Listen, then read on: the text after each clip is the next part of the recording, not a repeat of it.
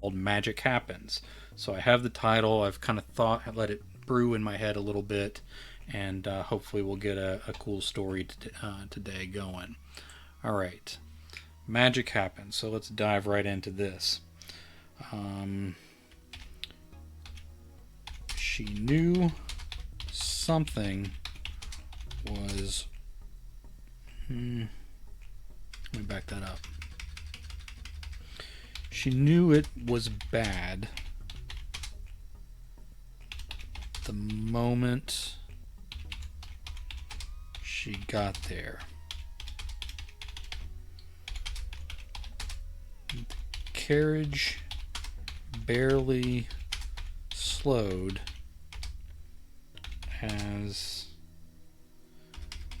barely slowed enough for Merlara. That'll be her name.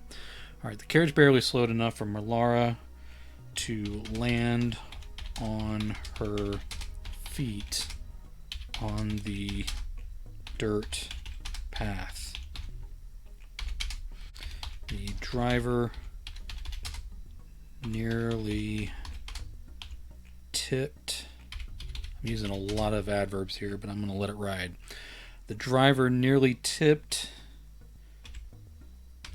over as he turned sharp to race back the way they had come. Okay, we need to establish what's going on here. The sky above her head swirled and crackled with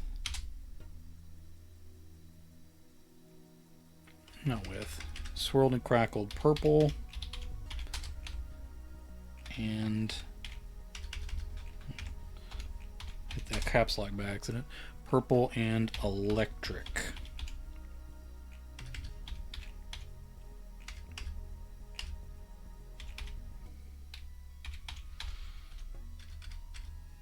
Hitting all the wrong keys today.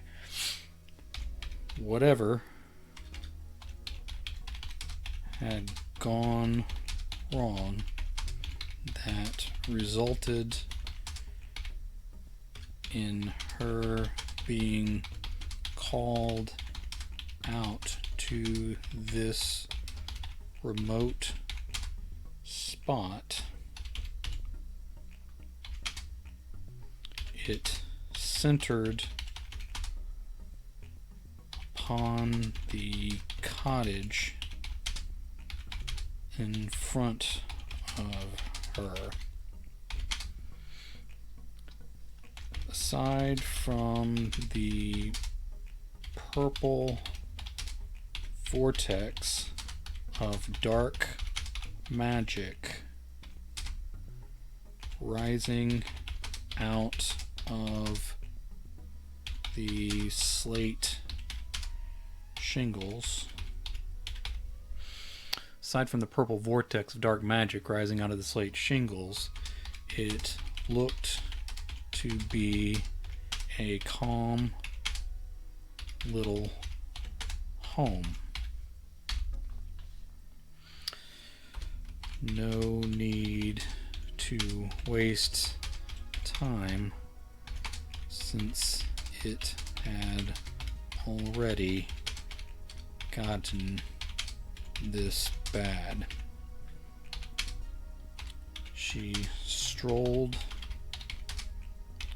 up the path and knocked on the oak door.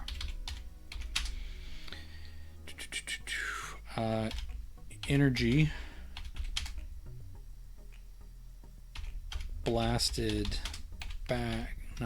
blasted into her knuckles out of the wood.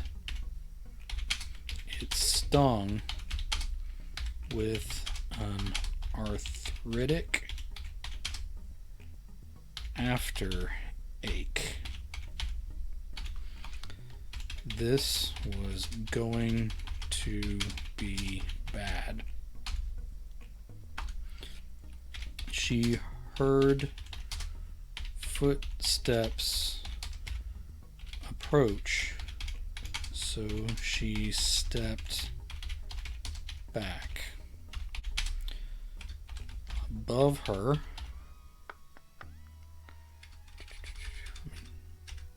hit that again. Above her,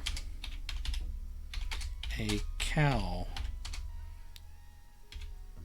twisted through the air on a curve of energy.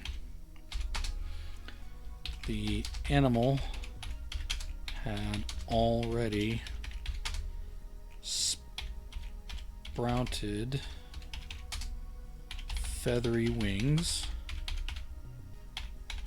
but had no clue how to use them to escape the deadly vortex. As she watched, it sprouted. No, you sprouted already. As she watched, it mutated into a dragon's head with long fangs and grew a scaly, spiked tail. She shook her head and held the strap of her bag on her shoulder.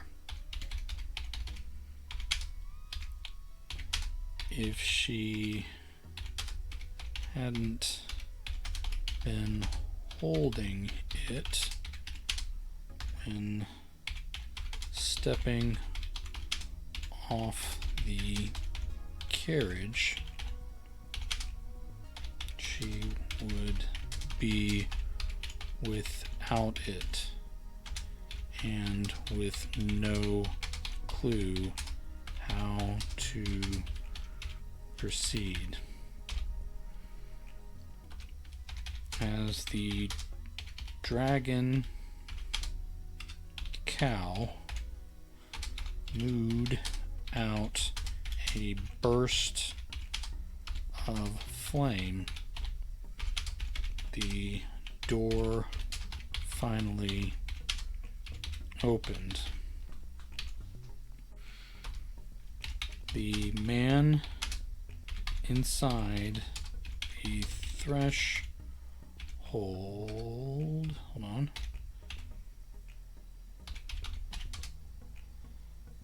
bowed forward with a bent back and hollow eyes. He stared a moment and asked, "How may I help you?" Merlara looked up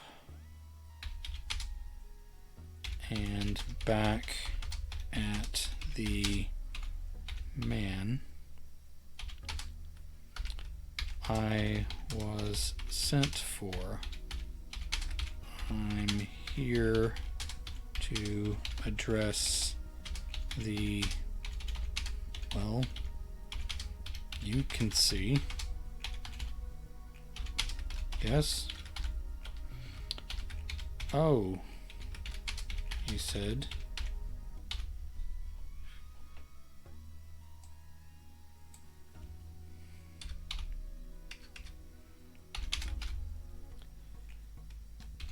You're a wizard? A cleaner? Specifically?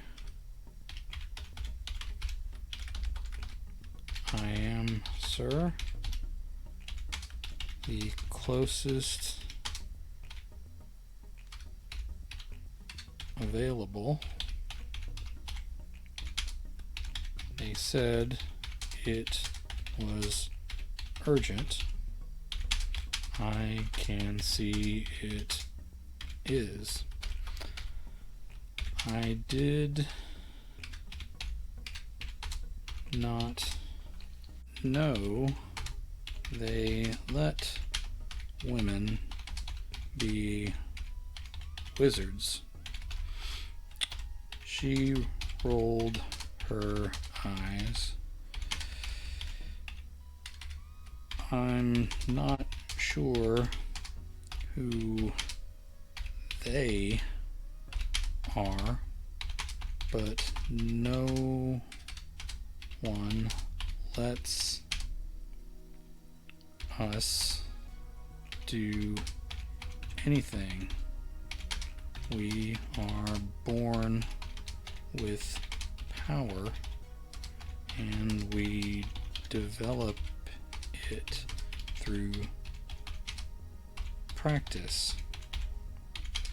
Thank goodness for you that I was close at hand. He stared a moment longer and then swung the door wide. Yes, well, come in. We definitely need help. As she entered the house,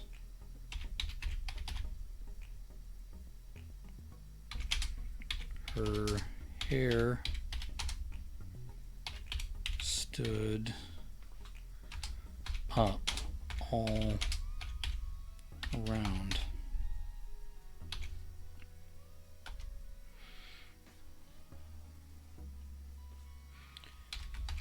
Is there anything you need? He asked. Candles, rugs, herbs of some type.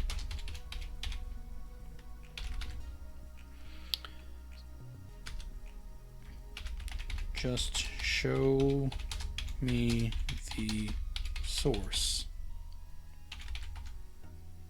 He narrowed his eyes. The source? Where did the disturbance begin? Well, that's hard to say.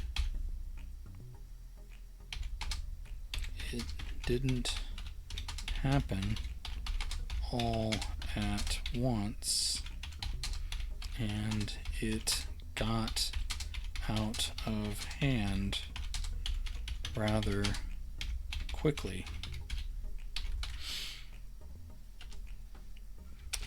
Maybe you can show me where the worst of it seems to be. He led the way out from the main room. The hallway seemed too long with far too many doors off to the sides. The cottage was bigger on the inside than what the outside walls could account for. That wasn't unusual in situations like this. Each bedroom they passed was occupied by a different child of different ages. They all seemed to be completing chores of some type, as if nothing were amiss. Merlara thought they might be disappointed once she set everything right and they had to share rooms once more. I think I've used the word once a lot, so I'll need to clean that up in editing. All right. In the kitchen, a bent woman with sunken eyes, a perfect match for the man of the house, sat slumped in a chair not far away from her. The purple magic twisted up from the dirty floor, thick and dark. It emitted from a black portal that looked like a swelled tumor out of the fabric of reality. The darkness within was complete and maddening. This was about what she expected. All right, I think it's going pretty well so far. All right. You have a portal ejecting raw black magic from another dimension under your house. Merlara said. The old woman took a deep breath and stood up as straight as her misaligned back would allow.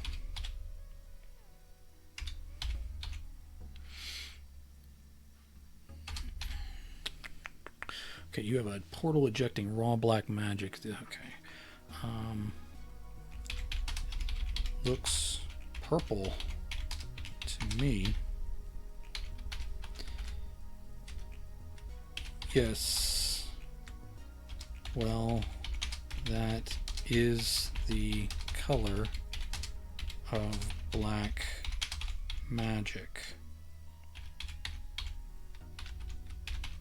The couple exchanged a look, and the man asked, why would they not call it purple magic?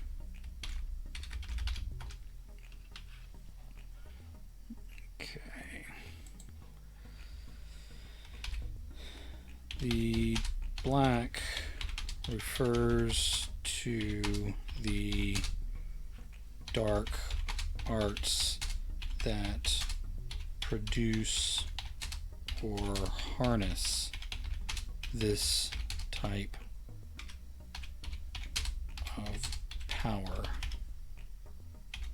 not the color itself. It can be navy,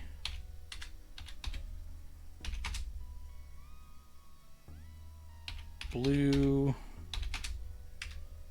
a sickly green, brown, deep gray, and other colors, but never black, the woman asked, as something solid belched out of the portal and punched a hole through the ceiling. Merlara shrugged. Sometimes navy looks black in the right lighting. If you two could clear out and keep your children out of... Alright, nope. Yes. One of my favorite things in the world would be if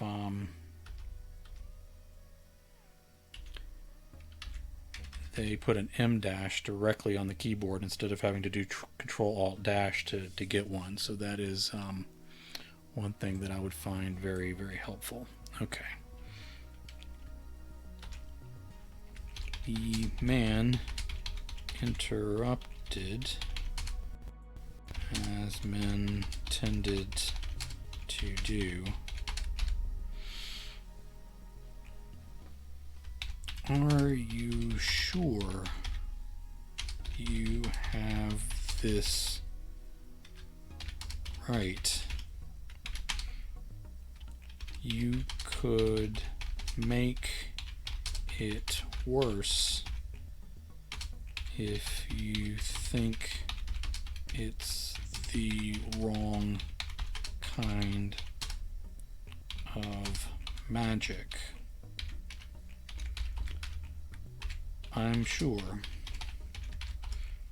The woman said,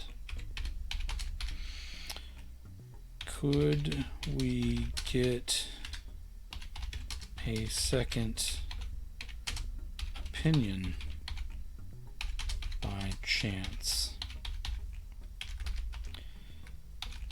Merlara sighed and asked, "If I were a man with a long gray beard or a pointy hat, would you be asking me all these questions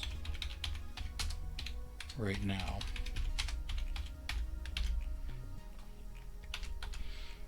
The couple exchanged a look. Merlara thought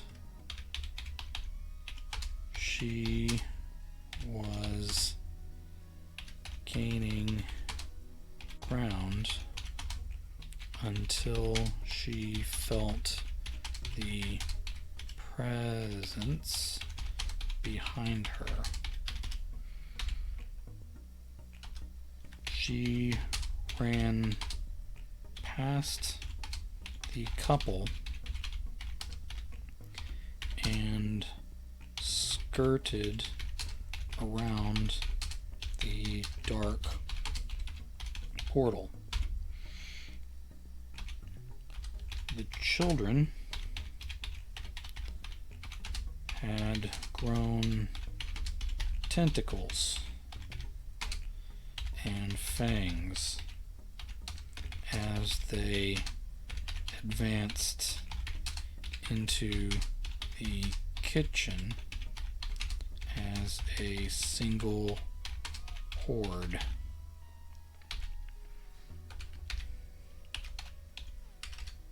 "Get back," she called to the couple as she drew her wand from her bag.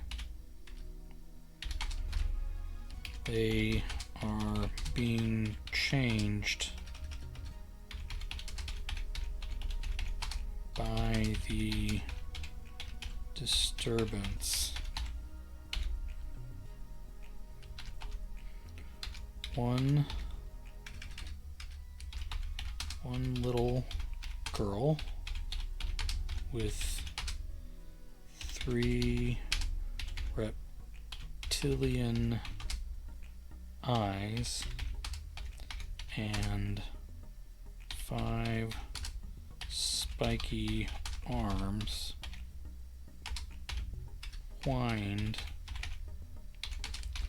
'I stayed human as long as I could. It's not easy.' An older brother licked out his forked tongue and said, 'She still thought we were human.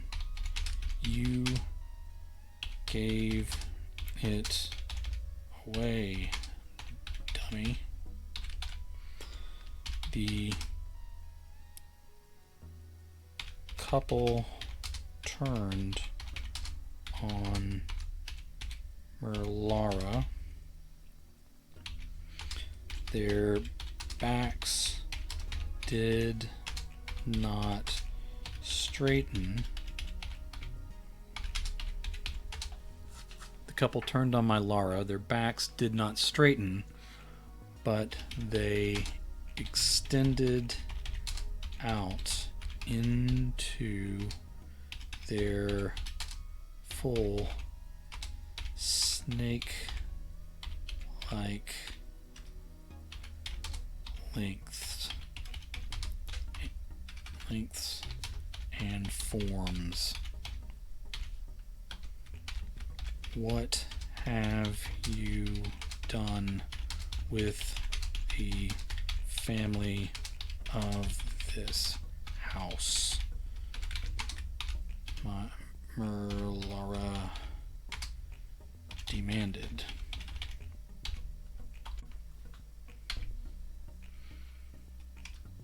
The creatures from beyond the portal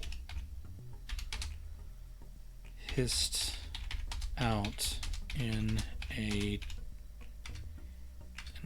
ancient and alien tongue that Merlara had learned to read but did not speak fluently.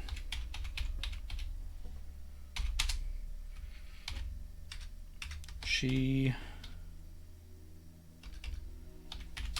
knew enough to recognize the bad words and deciphered that it was a threat. She spoke her own ancient words and sent white magic from the end of her wand in a rainbow of power.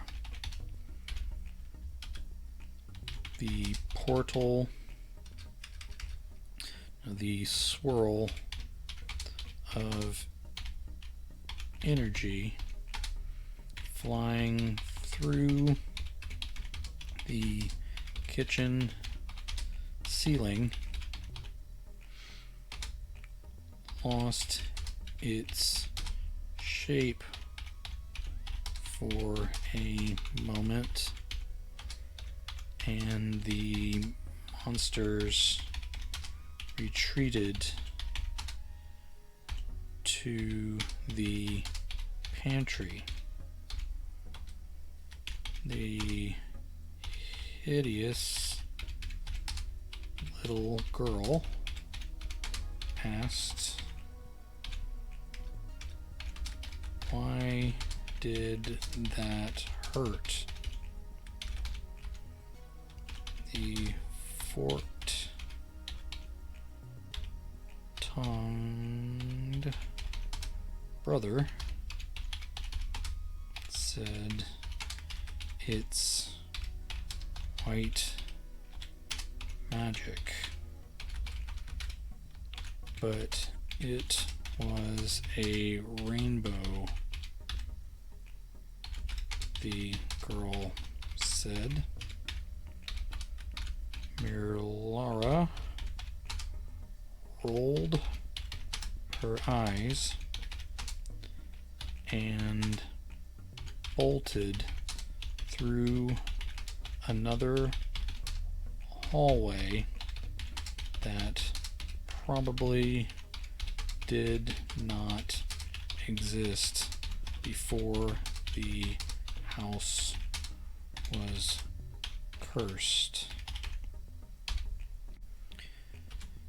As she made her way past a grand ballroom full of giant spiders with 14 legs and purple eyes,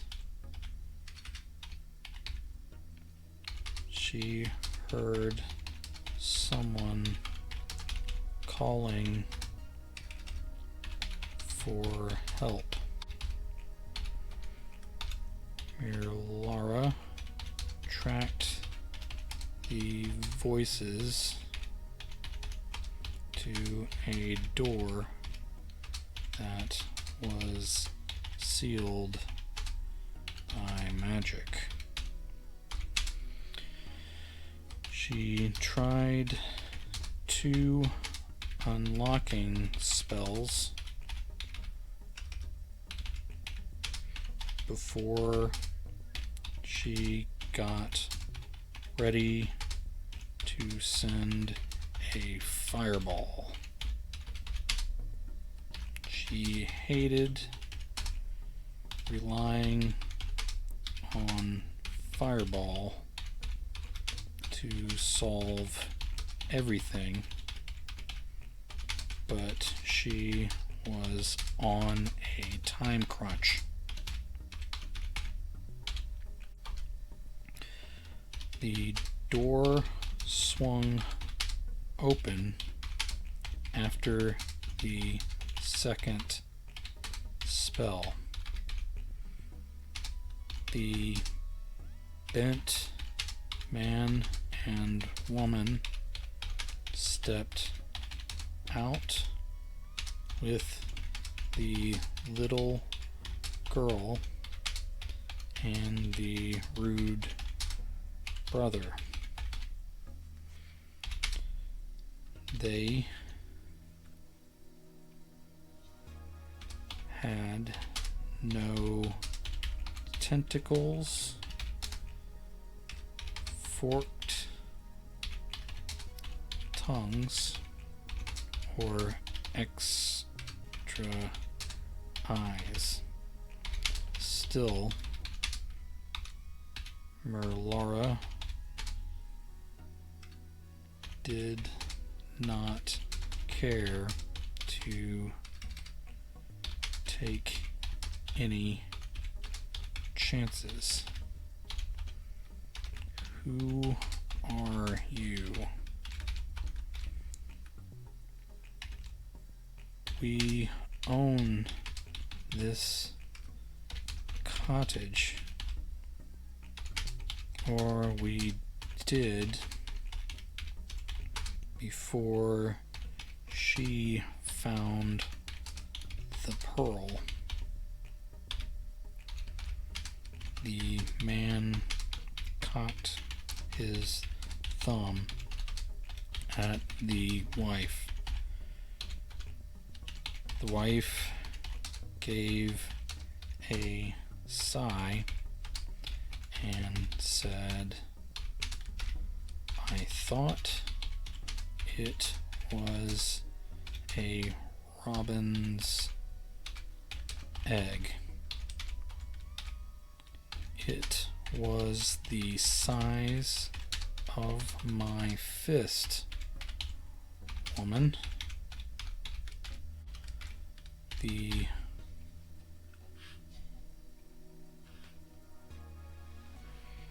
world is full of mystery, just not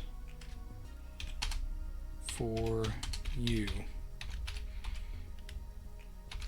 Merlara said, "I believe you are really married. Come along before your duplicates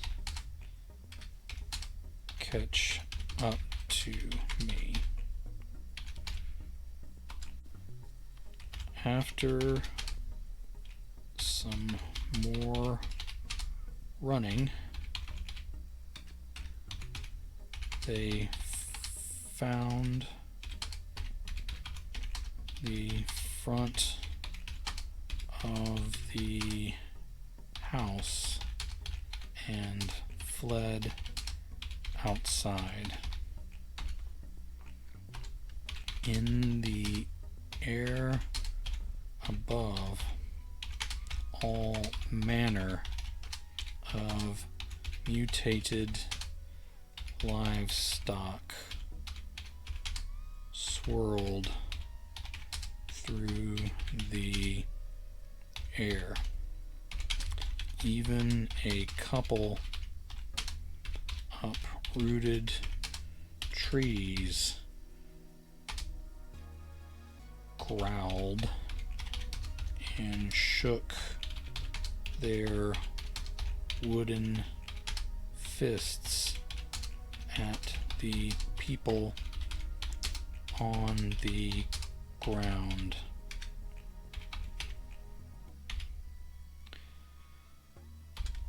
Tentacles as thick as tree trunks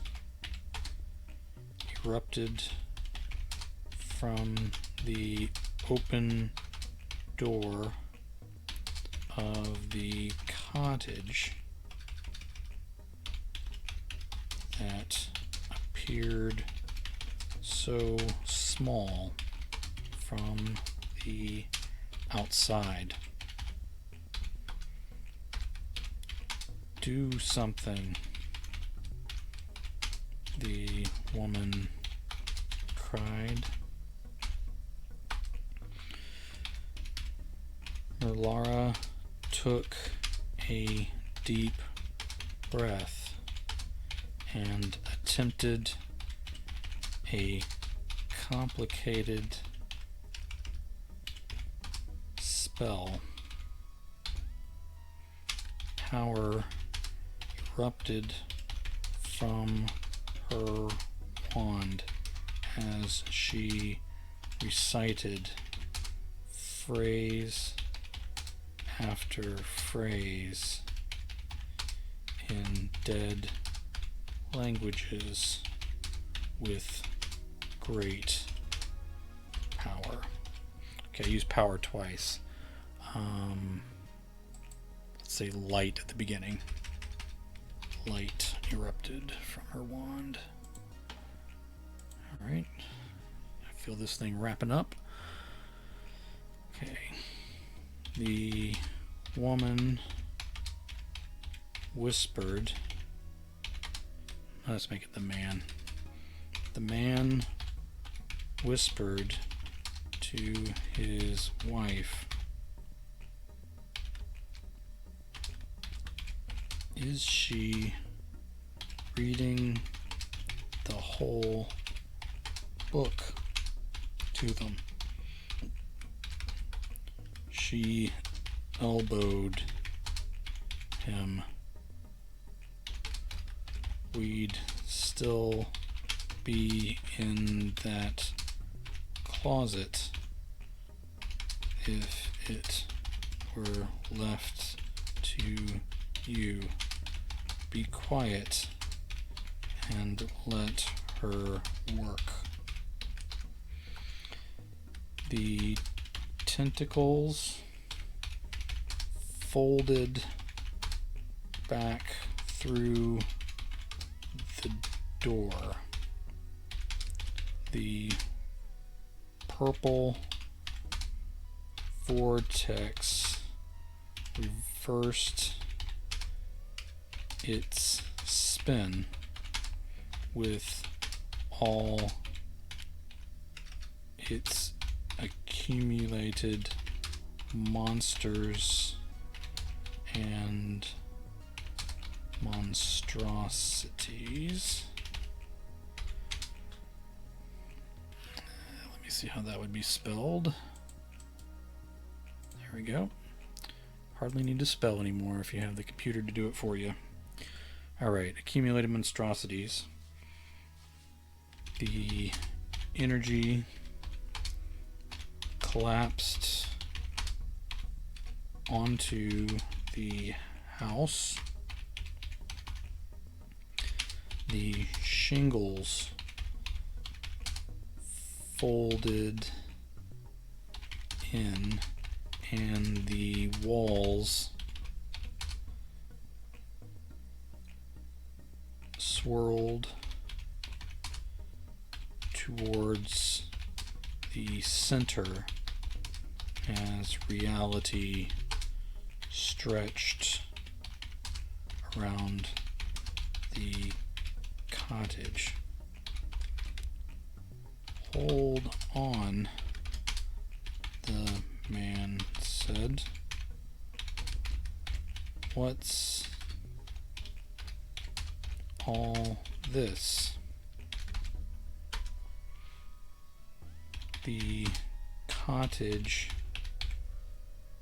ripped up from its foundation and grew smaller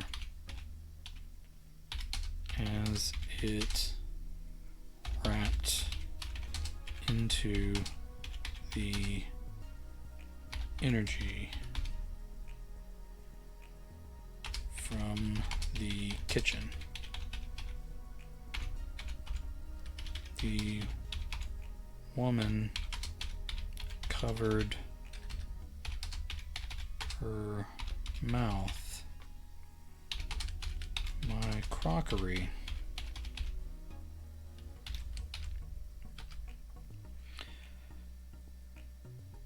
The house, the mutated monsters, and the shape shifters from beyond the dark portal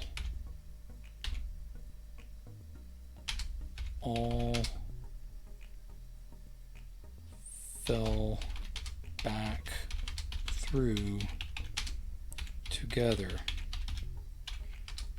as the purple energy vanished.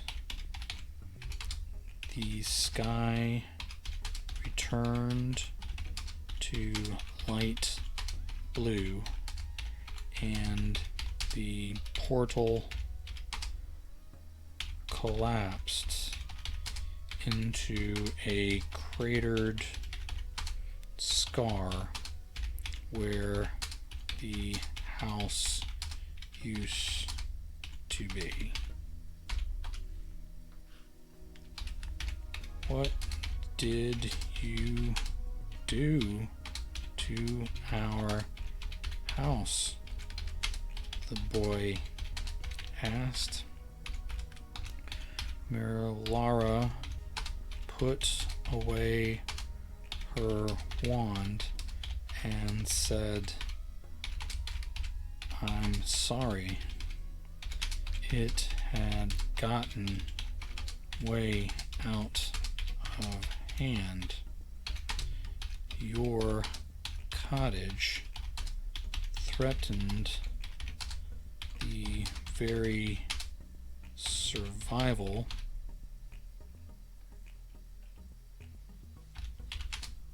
of our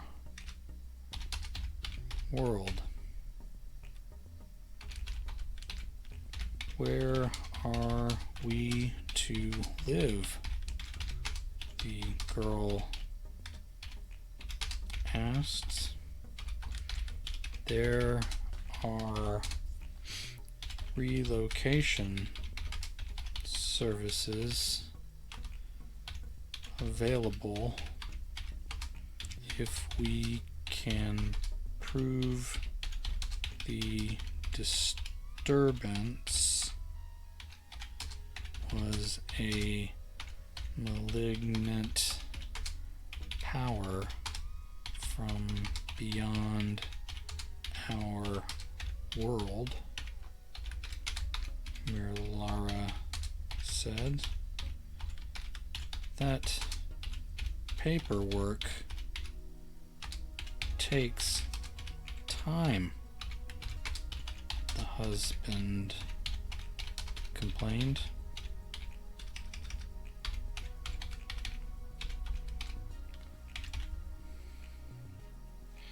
We are going to give you a bad review with the guilds, the wife said.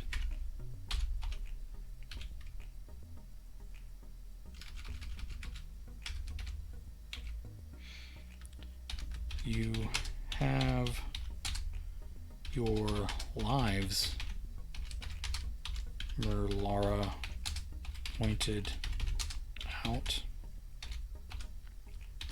They all started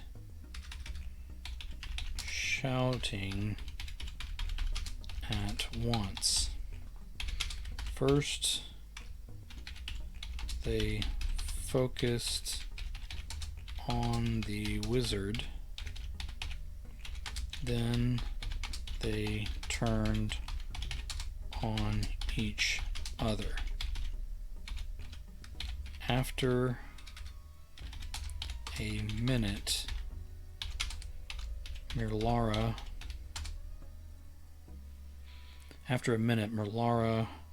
gave up on trying to calm them, and she walked up the dirt path toward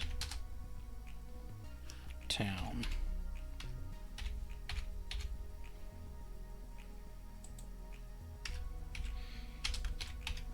She realized she was probably not going to get paid today. Such was the way of being a cleaner. Sometimes magic just happened. And that is that. So that turned out a little better than I thought. Like I said, I just started with the title and kind of thought about where it might go, and sort of pieced it together a little bit, but then kind of let it come together. During the editing phase, I'll see if everything kind of makes sense, and then I'll be able to decide if anything needs to be changed or if it feels pretty good the way it is. It felt pretty succinct as I was going through, so it didn't feel like I wandered too far afield. It didn't feel like I dwelled on things too much. I don't think that a lot more needs to be explained in order to understand backstory or the antagonists inside or any of that sort of thing. And I think it has some neat little twists. I like the tone. I knew that I wanted to kind of be playful with it, a little broad, but then also have some peril as well. So I think I put all those things together.